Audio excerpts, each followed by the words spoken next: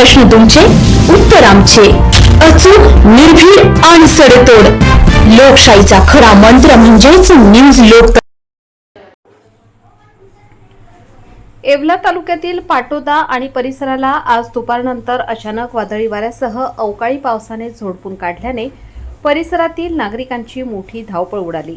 विजांचा कडकडाट, वादळी वाऱ्याचे रौद्र रूप, परिसरात दुकानांचे पत्रे हवेत पतंगाप्रमाणे उडाले.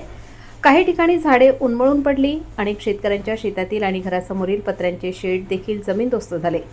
वाऱ्यामुळे परिसरातील अनेक जुनी आणि मोठी झाडे मुळासकट उन्मळून पडली.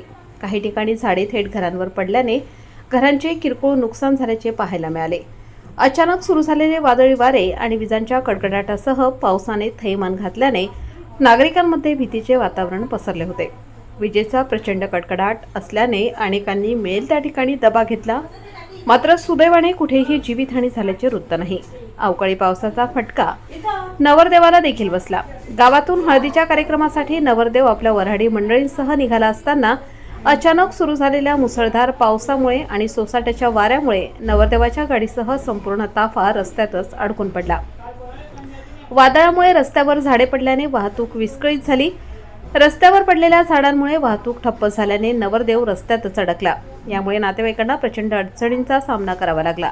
तसेच ग्रामस्थ व दुकानदार व शेतकरी यांचे देखील मोठे आर्थिक नुकसान झाल्याचे बोलले जाते. वादळी वाऱ्यामुळे वीज पुरवठा त्वरित खंडित करण्यात आला. प्रशासनाने या नुकसानीचे पंचनामे करून तातडीने भरपाई द्यावी अशी मागणी आता स्थानिक नागरिकांकडून केली जात आहे. न्यूज लोकतंत्र 18 साठी सचिन शिंदे, पाटोदा.